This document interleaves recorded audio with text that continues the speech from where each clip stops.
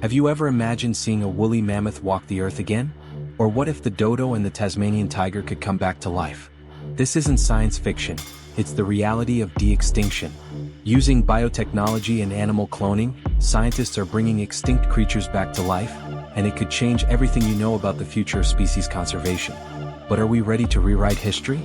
Get ready, because reverse de-extinction could be the key to a new world. Don't miss out on this scientific revolution. Woolly mammoth, Mammuthus primigenius. The woolly mammoth, one of the most iconic figures of prehistory, is a perfect example of the possibility of returning from extinction.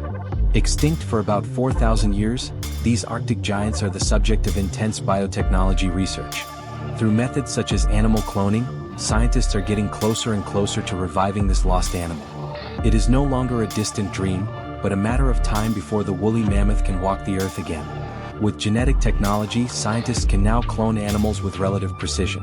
This is reflected in de-extinction efforts, which attempt to restore species such as the mammoth, to correct ecological imbalances caused by human extinction. However, the real question is, how can we ensure that these resurrected species adapt to the new conditions of the planet, given that the climate and ecosystems have changed drastically since their extinction? De-extinction is not just about bringing back a species. It's also about restoring entire habitats and ecosystems that have often disappeared over the centuries. Projects like the Woolly Mammoth Revival Project can be crucial to restoring ecological balance, helping to preserve vulnerable species and mitigate the effects of climate change. However, the ethical question still looms over these projects. If we can bring an extinct animal back to life, should we? While we bring the woolly mammoth back, we must not forget that the real focus of reverse de-extinction should be preserving existing biodiversity and protecting ecosystems that are still at risk. Dodo Rhapis cucullatus. The dodo, perhaps the most famous extinct animal due to its association with human-induced extinction, represents an important chapter in the history of biotechnology.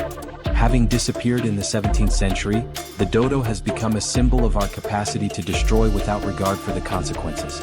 Today, scientists are beginning to explore animal cloning as a way to bring back this extinct bird, a project that could help restore lost species and ecosystems. While the idea of reviving the dodo may seem like science fiction, de-extinction is becoming a reality. Research into cloning and biotechnology is making impressive progress. If possible, reintroducing an extinct animal like the dodo could help restore balance to the Indian Ocean islands, where the species once thrived but was driven to extinction by hunters and invasive animals. A major challenge, however, lies in ensuring that the dodo is not just a living museum piece. Reintroducing the dodo into an environment where its food chain or natural ecosystem no longer exists could be risky. Reversing extinction therefore involves much more than simply creating a clone. It requires careful ecological planning. If we can reverse the dodo's extinction, it could open the door to reintroducing other species and change the way we think about species conservation. However, this achievement also makes us reflect on the impacts of self-inflicted extinction. The question is, how far should we go to correct our mistakes? Tasmanian tiger, Thylacynus cynocephaly. The Tasmanian tiger, or Tasmanian wolf, is a chilling example of what happens when a species is driven to extinction by overhunting and habitat destruction. Extinct in the 1930s, its possible resurrection has become one of the greatest challenges of modern biotechnology. Scientists believe that cloning animals or even genetic manipulation could allow the Tasmanian tiger to be revived, although the process is extremely complex. Rather than simple cloning, the idea of reviving the Tasmanian tiger involves something more sophisticated: reverse de-extinction. This involves reconstructing its genetics from fossils or preserved DNA to bring back not only the species' appearance but also its behavior. Such a project could indeed be an important step towards restoring Australian environments. Biotechnology has the potential to transform the natural world around us, but the return of animals like the Tasmanian tiger from extinction requires a shift in perspective. We need to consider the environmental impact of recreating an apex predator in an environment that has changed dramatically since its extinction. Would reintroduction be beneficial, or would it put other species at risk? Ultimately, the Tasmanian tiger is just one example of what futuristic science can offer us. The real question is, are we actually improving the future by resurrecting the past? Only time will tell if reverse de-extinction is the right path to a more balanced world. Aurochs bos primigenius. The aurochs, the ancestor of modern cattle, was a key species for ancient European cultures. Its extinction in the 17th century marked the end of an important chapter in the history of biology. However, scientists are looking for ways to bring the aurochs back to life using current animal cloning and biotechnology technologies. The return of the aurochs from extinction could represent a revolution in agriculture, bringing back a breed of cattle adapted to a more natural diet and climate. However, the process is not simple. The extinction of the aurochs does not simply mean duplicating an ancient animal.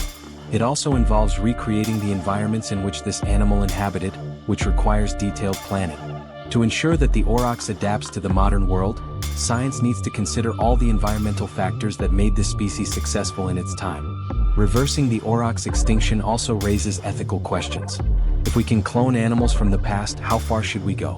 Biotechnology and science offer enormous possibilities, but decisions about what to do with these new species need to be made responsibly. Should we reverse extinction simply to gain more control over nature, or to restore a lost balance? The aurochs is not just an attempt to revive an ancient species, but a philosophical question. Can we really control the cycle of life and death? As science advances, so do discussions about the limits of de-extinction. Can we create the future with the technology of the past? Passenger pigeon. The passenger pigeon was one of the most abundant birds in North America until it went extinct in the early 20th century. Its extinction was a tragic example of the human impact on the environment. But thanks to advances in genetic technology, some scientists believe they can bring the passenger pigeon back to life. This project would be a true testament to the power of de-extinction and an opportunity to restore ecological balance in areas where these birds were once essential. Reintroducing the passenger pigeon could have profound implications for species conservation and ecosystem health. However, there are many challenges involved in trying to revive an extinct species. Can we recreate not only the bird but also the natural environment it needed to thrive? The real problem with reverse de-extinction is not just the animal itself, but the ecosystem that must accompany it. The issue of biotechnology and animal cloning comes into play here as a powerful tool, but fraught with ethical dilemmas. If we can bring the woodpecker back, should we? What if by doing so we are simply delaying changes that need to happen in our own behaviors and conservation practices? The return of the woodpecker forces us to reflect on our impact on the planet and places us at a turning point. Should we look to the future and learn from the mistakes of the past, or continue trying to fix something we can no longer control?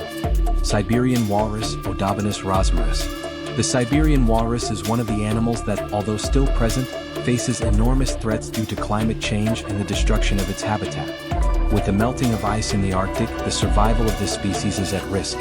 However, scientists are working to de-extinct some walrus populations through biotechnology, in the hope of reversing the damage caused by the degradation of the natural environment. The use of animal cloning to revive extinct or endangered populations can be a crucial tool for the preservation of species. In the case of the Siberian walrus, the reintroduction of healthy individuals could help to restore some of the biodiversity lost in the frozen areas of the Arctic. Reverse de-extinction can be the key to the recovery of entire ecosystems, provided it is used responsibly. However, the genetic technology used for cloning and genetic manipulation raises ethical and practical questions. If we can resurrect animals, what does that mean for the preservation of the natural world, and what do we do with the modern animals that still roam the earth? Reverse de-extinction requires not only scientific innovation, but also a new understanding of our relationship with the environment. The return of the Siberian walrus could represent more than a victory for biotechnology and futuristic science. It could be a reminder that if we don't take steps to restore what we've lost, future generations will face an even more devastated and unrecognizable planet. If you're impressed by what de-extinction science can do, don't waste any more time. Subscribe to the channel now and activate the bell to receive all the updates on the future of de-extinction and how resurrected animals can change our world. Like, share and comment. Do you believe that de-extinction is possible? Let's debate in the comments. Be sure to follow, because what's coming will transform the way you view science, biotechnology, and the very future of our planet. Click now and come be part of this revolution.